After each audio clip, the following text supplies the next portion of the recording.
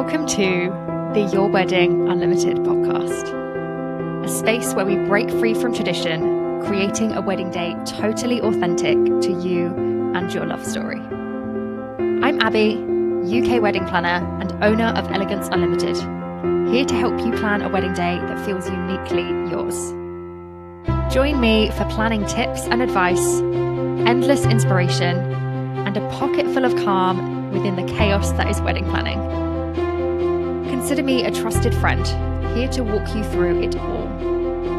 From injecting fun splashes of personality into your day, to reinventing tradition completely, all whilst focused on building a day bespoke to your dreams and desires. I cannot wait to get started, so let's get planning.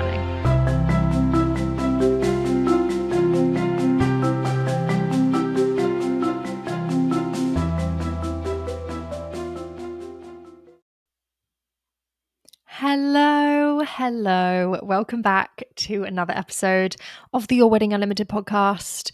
Thank you for joining me. If you're a new listener, if you're an old listener, I am always grateful. You know that. I feel like I always start these episodes in exactly the same way and I never quite know how to change it up. But I'm just in my little routine, you know? I just do, hello, thanks for coming. And then we're on our merry way. But yeah, hope you're all doing well. Anyway, thanks for joining. Episode 33 today. I am excited. You know, this is my favorite part of the week. I love sitting down and talking to you guys. And I'm excited about this week's episode. I think it's going to be a good one. I hope you're all doing well. I hope that anybody having a wedding in peak summer season is thriving. I hope you're doing well. I hope you're feeling organized. I hope you're feeling calm. I hope you're feeling the 3 C's. If you've listened to any of these podcast episodes before, I hope you are feeling confident, calm, and in control. And if you're not, have no fear. You can find your way back by any means. But yeah, I hope you're all feeling good. I hope your weddings are going well. I hope the wedding planning's going well. I just love it. I just love a wedding. And do you know what? I know that as this is the busiest, typically, time of the year for weddings, busiest wedding season, all that jazz, I know that in those last kind of few months, even if you've got everything planned, even if you feel like you have got it all under control, you still just feel like, oh, I'm still a bit of a mess. I just feel a bit scrambled. My plans don't feel quite as good as I'd like them to. I don't feel quite as organized as I'd like to. I'm not getting things done that I'd like to. Like, life gets busy. And I think what you find as well, as you get closer to the wedding day itself, it's not just the planning anymore, it's all the other stuff. You know, maybe you've got your hen do or your stag do or bachelorette, you know, depending where you're coming from. Maybe you've got those things coming up and that takes up time. Like, I know for you, as the people getting married, it's likely just one day or a weekend, or, you know, if you're doing a trip away, fine. But it's the planning. You know, you've got to pack, you've got to find stuff to wear. Maybe you're getting your nails and your hair done for that. Those are extra things that you might not be doing in your normal day-to-day life. And the same goes for like wedding day stuff itself. The closer you get to the wedding, the closer you get to needing to have everything done and finalizing all of those things. You are getting nail appointments done, maybe hair appointments, maybe you're doing final trials for this, final appointments for your wedding dress, picking up final things. Maybe you've got family coming to stay close by, so you're trying to see people before the wedding as well, and everything just feels a bit more busy and hectic because you're out of routine. So don't be too hard on yourself if you are feeling that way, and you know, wedding season is busy. So yeah, anyway, it can be tough. So just a little side note before we get kind of into the episode and talking about things, if you're feeling that way and you're feeling overwhelmed, just remember that things might get busier before the big day itself. And I think this is why it's so important to try and have as much done as soon as you can, so that you have that time in the last final month or so to just relax and enjoy it. See your friends and family, enjoy all of those things, be social, relax, have a last few couple of date nights as fiancés, that kind of thing. I would suggest planning your calendar to within an inch of its life, if you can do. I know it sounds counterintuitive. If you want to be relaxing and you want to not be rushing around here, there, and everywhere, it sounds like the opposite of what you should do, to be planning out your calendar and being super specific. But that is something I would recommend. If you're deep in the depths of wedding stuff, plan out your calendar to within an inch of its life. It's the same thing for me. Whenever I am busy, I can tell the difference from when I've planned out my entire week to the hour. You don't have to do it to the hour, that's just me being very type A. I will plan it out and say, okay, I'm getting up at 6, I'm getting ready. I've got half an hour to do that. And then this starts. Maybe I'm taking the dog out and then it's back. We're doing admin for an hour. We're doing this then for an hour. Then I'm taking a break at this time. And then this is happening at this time. It sounds like forced fun and like organized fun in a sense that and it's not fun. It's the opposite of that, right? Because you're like, oh, this is just, I'm not enjoying it. I'm supposed to be enjoying my wedding now, But I would recommend it. I notice the weeks when I do that, I'm so much more productive than the weeks I don't. Like this week I haven't. I just didn't. I sat down on Sunday to plan my week and it just didn't happen for whatever reason. I can't remember why. I've still got stuff done this week because, I'm a business owner. Stuff needs getting done. I've got a podcast to do. I've got clients to check in with. I've got work to do. Stuff's still got done. But there's an extra level of productivity and an extra level of relaxation that my brain feels when I know that I've got everything organized and sorted. So just a little extra tip for you today to start off the episode. Something I would recommend if you are in that final month, final 2 months, plan out your time, because the last thing you want is to get to that a few weeks before and think, oh God, we've now got no time to do this, that, and the other because I forgot that we've got Aunt Sue coming in the week before and we planned this family lunch and, oh, I forgot that we've done this and now I've got no time to go and get my nails done. And you don't want that. Plan it out and plan in time to relax. And then you'll be able to see, actually, I've got 2 days here where I don't have to do anything. Everything is sorted, you will feel so much better. So little ramble from me that's got nothing to do with the topic of today's episode, but I hope it helps. And I hope you're feeling good. Thank you again for joining me. Thank you for stopping by. I hope this podcast is helpful for you as always. I think it is. Not to blow my own trumpet, but I'm going to a little bit.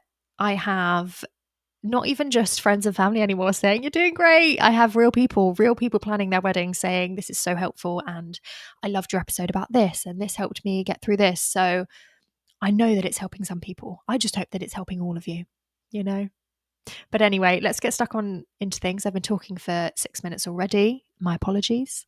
If you're enjoying the episodes, if you're enjoying the podcast, if you like listening to me ramble, please do make sure you go and give us a follow, a subscribe, give us a 5-star rating, all of the above. And as always, if you need anything else, support from a wedding planner, finding me on socials, any extra bits in our Facebook group or newsletters, there are loads of links in the show notes below as well. So go crazy.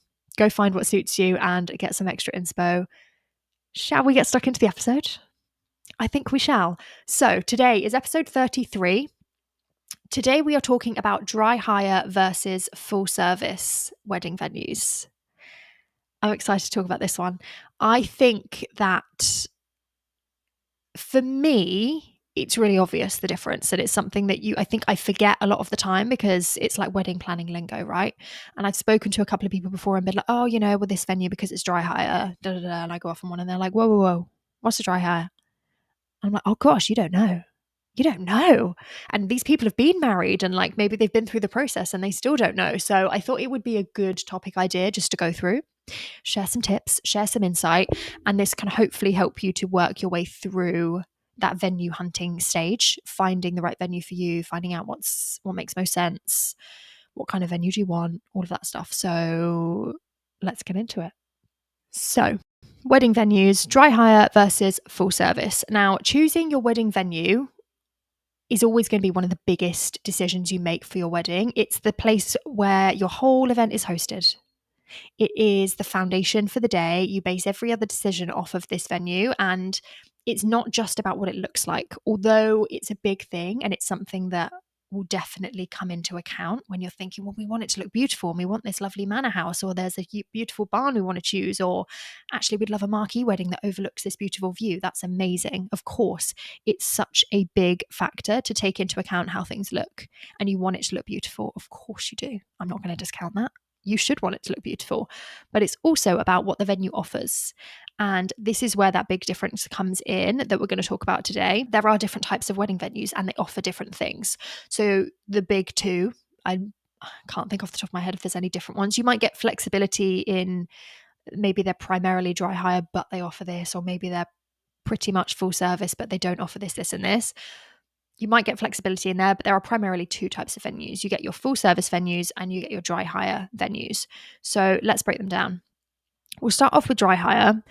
A dry hire venue is where you essentially just hire the space.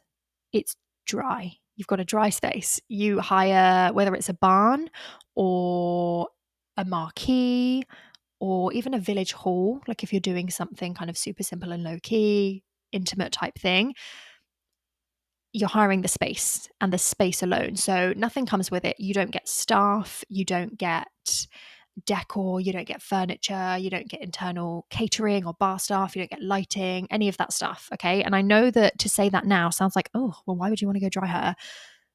There are heaps of pros and heaps of cons, which we'll go into, but that's essentially it. If you go dry hire, you're hiring the space and the space alone. It's like a blank canvas. It's like an empty little box that you're like, thanks for the space. Now let me fill it with everything I want. Okay. Full service is the opposite of that. Essentially, full service is your venue hire, like you're hiring a package, and it could still be places like a barn or marquee venues and things like that, but you're typically looking at your barns, your hotels, your manor houses, your country clubs, those type of things. That's the typical type of venues you'll see as a full service venue. With a full service venue, it's like a package deal. So you get the in-house team, you get the catering. Usually it's usually like, here's the caterers we use, choose one type thing. There will usually be a bar built in, included with, again, the staff that comes with it, furniture. So you'll get your tables, you'll get your chairs, you get the basic kind of stuff. And that's your kind of package that you're paying for. So there's extra things that you're getting with it. You're hiring the space and a bunch of stuff that comes with it. You might even get accommodation that comes with it. If you're having like a manor house that's got loads of rooms attached, you're paying for those to come included as well. With dry hire, you might not have any of that available. There might be accommodation that you want to get elsewhere that's like slightly off-site, but it's a completely separate thing, right? That's what we're kind of looking at. So I hope that makes it really clear on the differences for those type of venues. They're both very popular. So I don't sit there and think, oh, well, obviously no one does this and no one does that. You'll more often than not, you'll see full service venues, I think.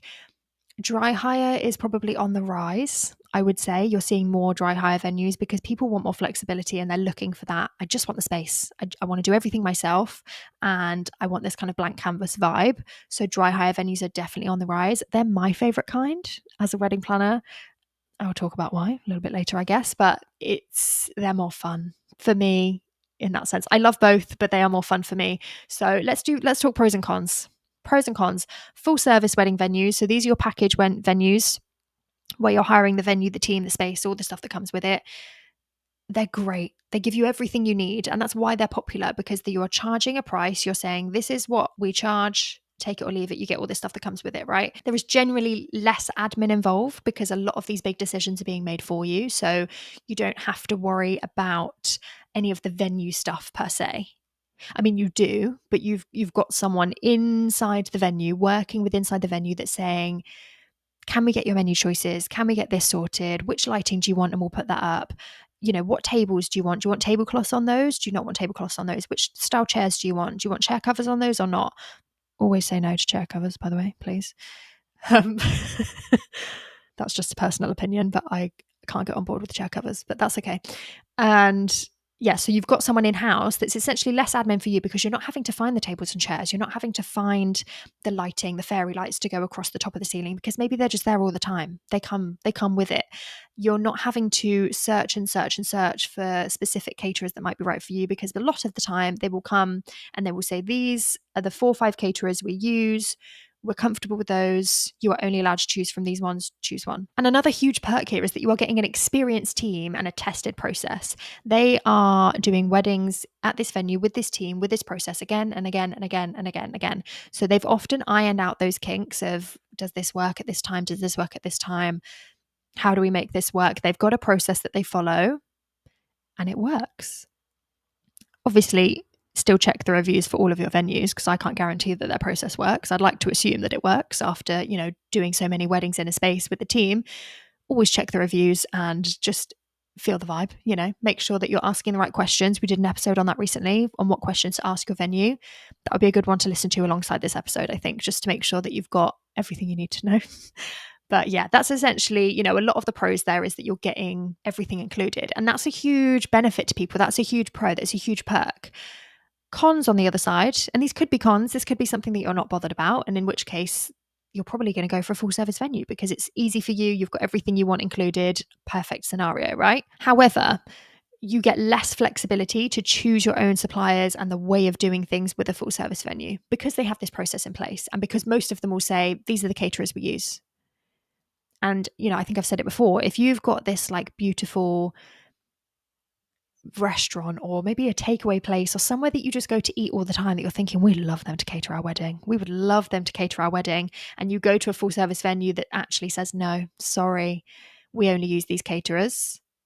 That's it. And if it's a deal breaker for you, it's probably not the right venue for you. I'm not going to sit here and say that every full service venue does it this way. Some of them might say, no, you can use any caterer. A lot of them will have this in place because it's a big part of the day and they know it's a big part of the day and they're using caterers that know their space, know their kitchens, know how things go. They work at the venue regularly. The team know what they're doing. So for them, it's the safer bet, right? To say, sorry, no, we just use caterers from these places. That's the rule. Caterers and bar staff are typically the only ones that they'll be really strict about. You will still get to choose your other suppliers. You'll still get to choose which celebrant you want to go for and which florist you choose and which cake maker you choose, that kind of thing. I should hope. But there will be restrictions on what you can do. So if this is important to you, then that's something you want to think about. There might also be things where because they're a venue that is decorated and set up to do weddings regularly, there might be There might be less flexibility there to decorate it in certain ways. Perhaps there's pictures on the wall that are just there all the time where you're thinking, oh, I'd quite like to get rid of those. They're not the vibe. And they're saying, no, sorry, they stay. If it's a deal breaker, something to think about. There might be, like I said earlier in the episode, permanent kind of fairy lights across the ceiling that you're thinking that's not the vibe and I don't want them there. Well, it's not worth it for them to take them down and put them back up again because they have them there for every wedding.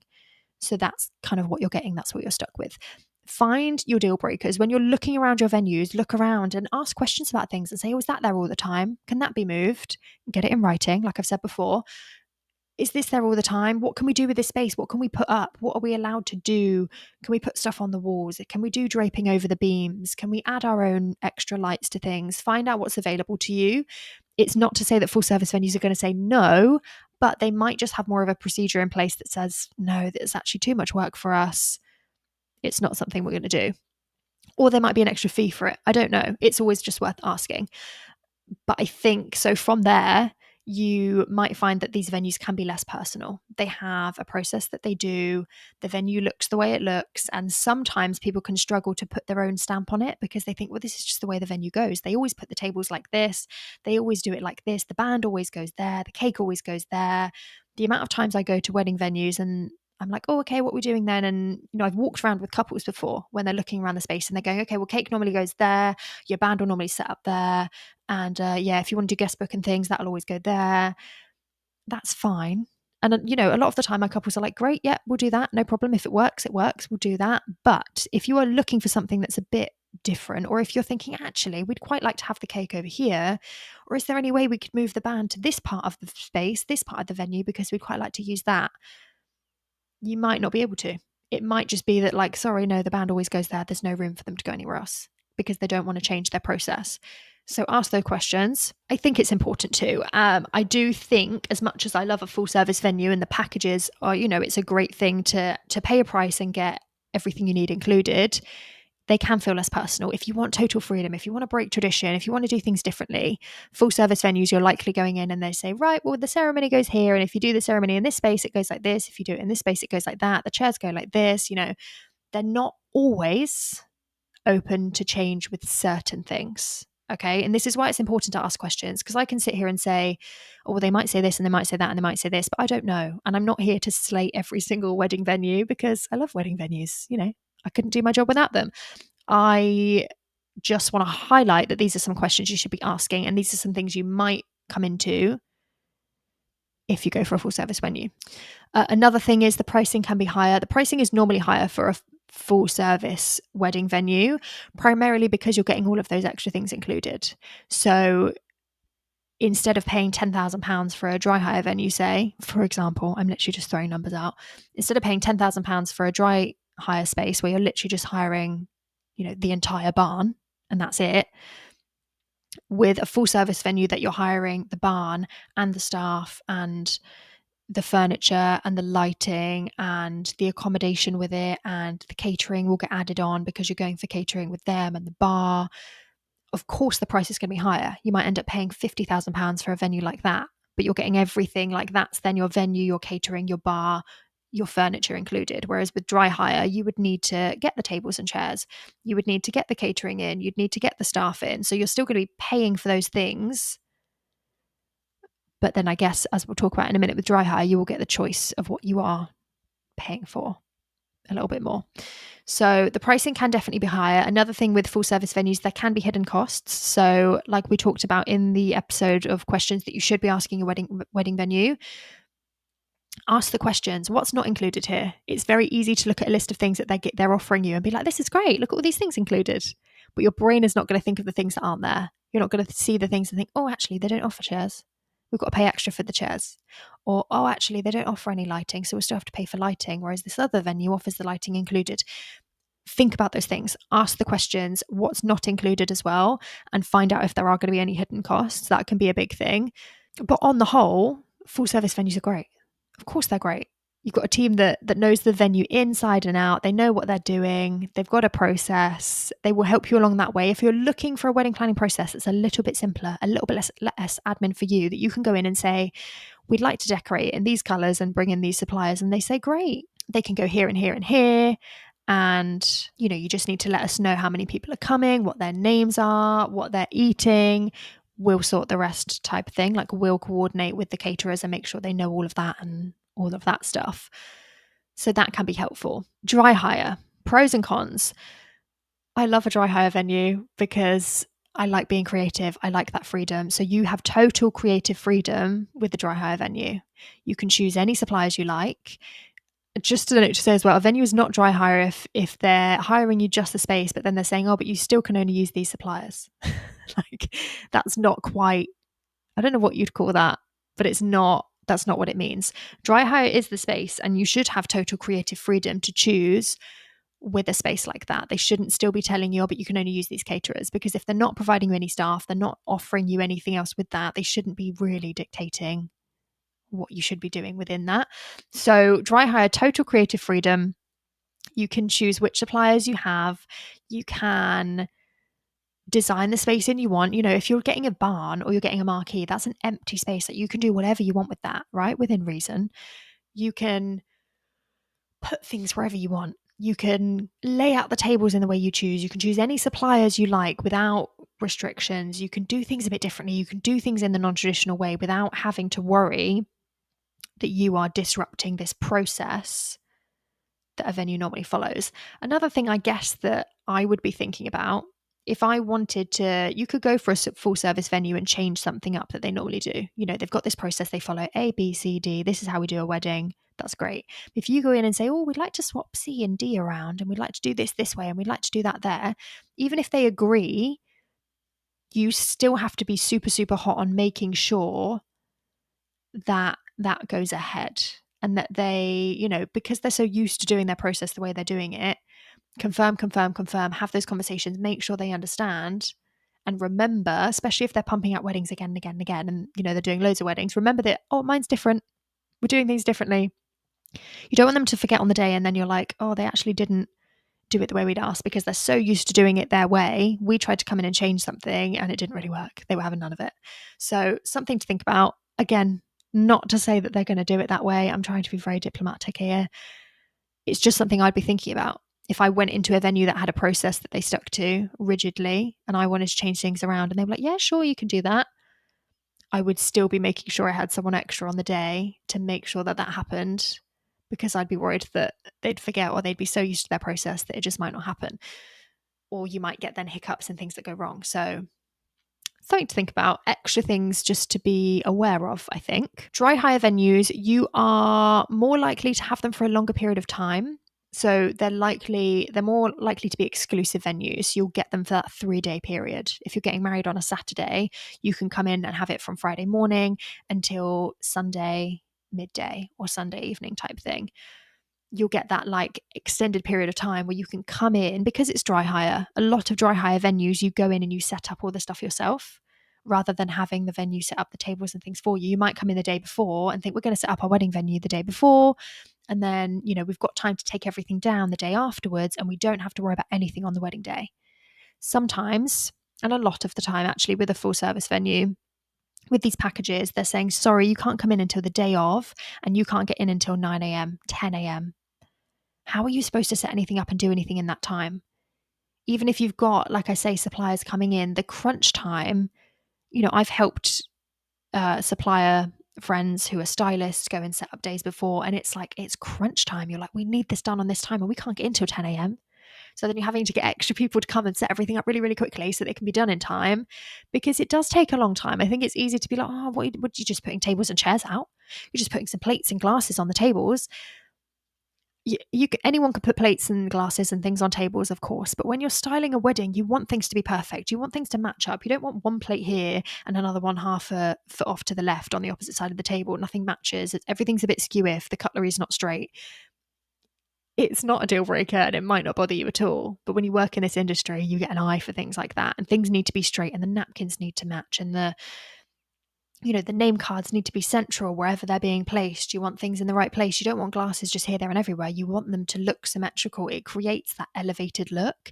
It makes everything look expensive and luxurious and like a really beautiful wedding. Of course, they're beautiful regardless, but do you know what I mean? There's another level of detail that makes it look incredible. And I think that's something really important to remember. It takes time to do that. It's fiddly. You're getting things out of boxes. Putting things away takes much less time. You're like, chuck all the name cards in a box. We'll sort it out later. We'll sort it out at home, whatever. But when you're putting them each out on a table, making sure they're all in the right place, and checking the seating plan, are they all in the right place? It takes time. Okay, so a dry hire venue can be a huge benefit for that, because you're like, we can get in the day before. Everything can be done. Our stylist can get in the day before. Even if we're not doing it, our stylist can come the day before, set everything up and then leave. And then we're ready to come in the morning and have our wedding day perfect. Things like that might be a huge benefit to you. And if your wedding venue can't offer that, a lot of the time they'll say, oh, you might be able to come in the day before if we don't have another wedding on the day before. And then you're waiting until literally like the month before. And then they're like, oh, sorry, we've had another wedding booked the day before, so you can't come in now. You'll have to come in at 10 a.m. the morning of. It's not ideal. It's not ideal. You want to have the space for you. You want it to feel exclusive for you, and you want to have the luxury of time. Your wedding day goes so fast. If you can get stuff done in that buffer the day before, the day after, you're going to have more time to enjoy it on the day, and less stress, less like, oh, if things go wrong, you've got time to fix it, that type of thing. I don't know what that noise was I just made, by the way. We're going to completely ignore that and carry on. And yeah, another thing about dry hire venues, I think there's a misconception about this, and I guess it could go either way depending on how you handle it, but they can be cheaper. As I said, the space itself is going to be cheaper because you're paying for less, but they can be cheaper overall, but you have to be clever about it. Because you are yourself organising more things, there's more things you can have a say on what you're paying for them. So if you go to a full service wedding venue and they say you have to choose between these 3 caterers, and the price for those 3 caterers per person is a minimum of £50 per head, up to, the next one's £80 per head, the other one's £100 a head. Those are your only options. You do have the option, if you're choosing your own caterers, you could find one that does £40 a head, £45 a head, £30 a head. You could do food trucks and it'd be even cheaper. It depends how you're doing it. Graze boards be even cheaper, £22 per head. It depends on how you're doing things. It can be cheaper, right? Particularly with your catering, because that's a huge cost. But there are other costs involved, like your staff, like your cleanup, like other things, I guess not hidden costs, but things that you don't know yet that you're going to have to pay for that can then rack up. So if you're going to do dry hire and you're going to shop around for the best prices and find things that work for your budget, amazing, incredible, do it. But you do need a budget. You cannot plan a dry hire wedding without one. You shouldn't be planning any wedding without a budget, but you can almost get away with it slightly more. You could be a little bit more chill with it with a full service wedding venue, because your huge big costs are tied up in that venue. And that's kind of where they're at. I don't recommend it either way, but you need to be like so detailed with a dry hire wedding venue type thing. And you will need a wedding planner, or at least a coordinator, to take over those plans on the day, because you've got no staff, right? So that's another cost to take into account. But as I always say, if you're clever with your spending, you can keep those costs down. If you have a planner to support you throughout the process, they can keep an eye on those costs for you and keep them down and say, well, actually, let's shop around for something cheaper if this isn't quite the budget you're looking for. A wedding planner can tell you what hidden costs or surprise costs you might not be expecting, and you can add them into your budget so you don't overspend. So they can be cheaper. I think it just depends how you're going to go about it, right? I think pros and cons to everything, each side to every story, but yes, they can be. And if you're clever about it, they can absolutely work. Cons to a dry hire venue, as I think I've just mentioned, they can be more work because there's more admin involved. If you're doing a DIY wedding, which a lot of people will do when they go for like dry hire, then you're doing everything yourself. You're thinking, oh gosh, well, we do need to hire tables and we need to hire linen and there's extra things you need to sort on. We need to plan the logistics of the day. There's no team, in-house wedding team telling us, well, this is what time we normally do this. And if you do it at this time, then it'd be a great idea to have your wedding breakfast at this time. And then we could do speeches at this time and we'll provide you with the microphone and things for that. There's extra things to think about. And this isn't trying to scare anyone off of it because, like I've said, dry hire is my favorite because there's creative freedom in that. But just get some extra help with that process. Get someone to help you with your timeline. Get a planner to go through that with you and say, okay, we have this blank canvas of space, right? We have this empty space that we're going to fill with amazing things. And we need to plan a timeline and a schedule that works for us, that plans out every minute of the day so that the whole thing runs smoothly. Save yourself the stress in that scenario and you will need the extra help. But it's more work for you still overall, just a little bit more admin, I think, with the dry hire venue. More choices, more decisions to make. And if you are prone to decision fatigue or it's something you're worried about, then you'll just need to plan in some extra downtime, I think, throughout the wedding planning process, just to feel more on top of things, more organized. And like I've said, things can rack up quickly in terms of costs if you haven't thought about everything you might need or you aren't careful with your spending. Things like I've done weddings before at like marquee venue spaces, or they've just hired a space, they've just hired a field in the middle of nowhere, and they hadn't thought about toilets and bins. And yes, there's running water there, but there's no electricity. So we need generators. And how much power do we need? How much is that going to cost us? Things like that you don't think about, you need to think about. So if that's something that you just think, oh, I can't even be bothered to even fathom thinking about that, and we don't want to get a wedding planner to support us through that process, then don't do it. Go for full service. You don't have to worry about if there's toilets on site because they'll make sure there's toilets on site. They have to. But yeah, it's just funny things to think about. You know, I've gone through wedding processes before and been like, have you thought about where all this rubbish is going to go? And they were like, oh, no. And I was like, we should get some bins. And they're like, we don't really want bins dotted around the wedding venue. And I was like, you don't really have a choice. Like, we'll have to do it. You know, we can put them out of sight somewhere, but otherwise things are going to rack up and get messy quite quickly. And that's the last thing we want. So I always think it's interesting. Like I say, they're my favorite type to do because it's more fun to plan. There's more organization and more flexibility and freedom there to just do anything you want. You can do anything at any time of day. You're not going to have an argument with the venue if you say, oh, we'd really, really love to do an evening wedding ceremony. And they're going to say, oh, sorry, no can do. It's just not what we do here. You can literally, you've got the venue, the space. They're saying, here's the space, enjoy, give us the keys back in 3 days. You can do whatever you want. As long as you're, still listening to curfews and any other rules they have about fireworks or drones or candles and things like that, then you can pretty much do what you want, right? You could decide to do the meal first and the ceremony later. It's totally up to you. You're not going to have that pushback. And I think that's a really positive thing. But you might have more costs. You'll definitely have more admin. There's pros and cons to each thing. I hope I've explained those very well. I hope I've been diplomatic about both. I hope I've given you both sides. I love both types of venues. They are for different types of people, right? So let's talk about how to choose. If you are stuck, how do you choose which type of venue is right for you? I'm going to be that annoying person that says, ultimately, there is no right or wrong choice. There is no right or wrong. They are just different ways of doing things, okay? You might have your heart set on, we're not doing dry hire, it's too much work, no can do, no thanks. But you might see a venue and you think, oh, let's just pop along because it does look beautiful and it's dry hire. And you go there and you think, oh my God, this is just incredible. It's amazing. We have to have this venue. And then you might think, well, now we have to find a way to make that work. We weren't going to go for dry hire, but now we're going to do it. And I think it's important to remember as well that you're rarely just there will still be venues where you have a venue person to hand via email or something beforehand. They might be helping you plan the wedding day in the same sense that a full service wedding venue will. but they will be there to help and recommend things. And they might have a recommended supplier list. A lot of dry hire venues do. They'll have a supplier list of people that they work with regularly that can help you if you are stuck and you want that process made a bit easier. They'll probably have one of those. So you can still get support through that process. Don't be head set on, we can't ever do dry hire because it's too much work and we don't want to do it all ourselves. There will be support there. You just have to look for it, and it comes in different ways. So like I say, you might find your perfect wedding venue and that decides for you and you just make it work. Or you might just decide, no, we just want a venue that comes with as much stuff as possible, leaves us with as little to do as possible. We'd rather have everything included as much as possible in this one thing, so that all we have to sort out is what we're wearing, choose what we're eating, make the place look pretty with a bit of extra styling, and we're good to go. That's fine. That's fine. That's great. That's perfect. It's each to their own. There is no right or wrong, like you say. But some people, and more people today, I suppose, as traditions change, are deciding, no, I want full control. I want full control. I want to decide from the get-go how this goes. I want to decide what type of tables and chairs we have. If you're going to a full service venue, and yes, you get tables and chairs included, but you're thinking, they're not my vibe, don't like those at all. I wanted these gorgeous rustic trestle tables hired in with these specific style of chairs.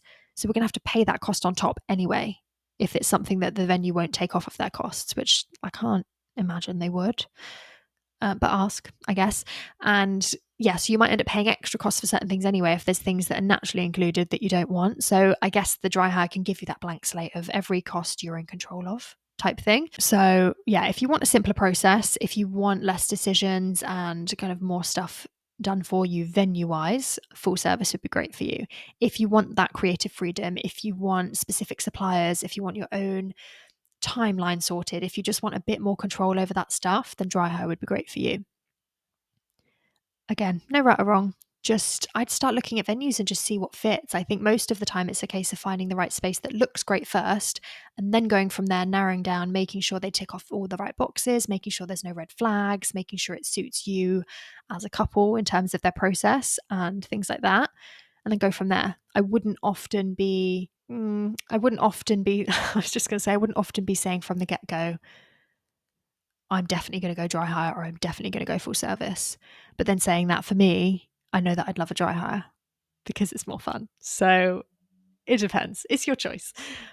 Just a reminder, important reminder, that if you do go for dry hire, you will need someone to take over those plans. So even if you plan the whole day yourself, there are more things to think about in planning, and you will need someone to take that over to make sure the day runs smoothly. You cannot have a dry hire venue and run the day yourself because there's no staff. There's no one there to do that. So you need to make sure there's people there to do that. You need to make sure you've got waiting staff, bar staff, all of those things. And you need a coordinator, essentially, and not a sales pitch. There are loads of incredible coordinators out there that will do an incredible job, but you need a coordinator. You need someone that's going to come in, take your plans and say, perfect, go and enjoy your day. I've got this, babe. I've got it. Enjoy yourselves. I'll make sure that everything happens as it's supposed to. I'll check in with the catering team. I'll make sure that the timings are perfect. I'll make sure the flowers go in the place you want them to go. I'll make sure that this gets moved after the ceremony into the drinks reception and then into the wedding breakfast. I'll make sure that gets done. You need someone to do that, point blank, bottom line. If there's no staff, you really need someone doing that for you. If you want to fully relax, that's just what my recommendation would be. Don't be making your family and friends do it. You can, and I know that your family and friends will be more than happy to, bring a few chairs with them when they're moving or help you move the flowers and stuff. That's just what you do on a wedding day. But don't be giving them jobs that take up all of their time. Let them celebrate with you. Let them enjoy the day, and don't have them being like, oh, well, I didn't really see you on the day because I was so busy trying to make sure that all the food was coming out on time. Don't do that. Don't do that. No. Let them enjoy the day with you. Have someone to come in, make sure the day runs smoothly, and yeah, you won't regret it. You won't regret a decision like that. I think it's one of those things where a lot of people think we don't need a planner or we don't need a coordinator, we'll just do it all ourselves. We can cut a cost there really quick and easy. Yes, you can, but you might pay for it later in terms of hiccups or messiness or, like if something goes wrong and you've got no staff there, you've got no coordinator, something goes wrong and maybe the cake's late or the food's going to be half an hour late and you're all just sat there waiting for it. Who's going to fix it if you've not got a coordinator? Who's going to stall everyone and say, well, let's not bring everyone in to sit down for half an hour. Let's keep them in the drink reception, keep the entertainment going, maybe do a couple of speeches now. I'll move some things around and then we can bring everyone in. So we're not just sat there hangry for half an hour. Who's going to sort that? You want to sort that on your wedding day? You want your mum or your dad or your aunt or your cousin to be sorting that? stress, and then they're obviously going to come and ask you, because most of the time they will just, oh no, we've got a problem. Oh, I don't want to freak you out. I don't want to panic you, but there's a problem. And they'll come and ask you what you want them to do. So you're still being dragged into that process anyway. Get a coordinator. Just do it. Goodness me. Don't make me tell you again. Just get someone to come in, take those plans over so that you can relax and enjoy the day. They know what they're doing, you know? Anyway, that's my rant over. Another important reminder, whichever type of venue you go for, make sure you're confirming what's included and what's not with either type. Okay, listen to, it might have been the last episode or the one before. I can't remember. Make sure you're checking in what's included, what's not, just so we know from the get-go, and have that in writing. If there's anything extra included and they're offering to do it for free, get it in writing. You don't want to be caught out later, just so you know. Find out everything that's included, and it's going to make your life so much easier moving forward. So yes, I hope that helps. I've enjoyed this episode. I think that's all I have to say. I could keep going. You know, I could keep going, but it's been 42 minutes. Once I've edited out all of my ums and ahs and everything else, it's still going to be quite a long one. So yeah, we'll leave it there. We'll leave it there for today. But if you have any more questions about dry hire or full service, let me know. You know me, I love talking about weddings, and I love talking about venues, and I love talking about the planning process, like the logistics and the detail in the organisation. That gets me going. It truly does. So yeah, let me know. Let me know if you've got any other questions. We could do another episode. I could do a little Q&A. We could do something over on Instagram or in the Facebook group. Just come let me know. Let me know. Drop a comment here if you're listening on Spotify or YouTube, or if you're listening anywhere else. I don't know if you can leave comments there. Or come find me on Instagram, drop me a message, send me an email, all of the above. As I mentioned at the start of the episode, everything you will possibly need from me and ways to contact me or get in touch or get more inspiration are in the show notes below. So go take a look down there before you leave, before you run away. And yeah, I'll see you there. But thank you so much for listening. I will speak to you next week. New episodes every Wednesday, remember. Thank you so much for listening, and we'll look forward to the next one. Bye. Thank you for listening to the Your Wedding Unlimited podcast. I hope you're feeling inspired and excited to create your dream wedding day and those lasting memories. Don't forget to hit that follow or subscribe button so you never miss an episode. I'll be back next Wednesday with more tips, advice, and inspiration. In the meantime, don't be a stranger. Come and find me on Instagram and TikTok at Your Wedding Unlimited, where I share even more wedding ideas and behind-the-scenes insights. You can also watch these episodes on YouTube at Your Wedding Unlimited. And if you're looking for even more support, come and join my private Facebook group, Your Wedding Unlimited. It's an amazing community of fun and authentic engaged couples, packed with extra tips, advice, and insights to guide you along your journey. If you have any questions or need more info, you can DM me or send me an email at yourweddingunlimitedpodcast@gmail.com. All links and details will be in the show notes. Until next time, happy planning!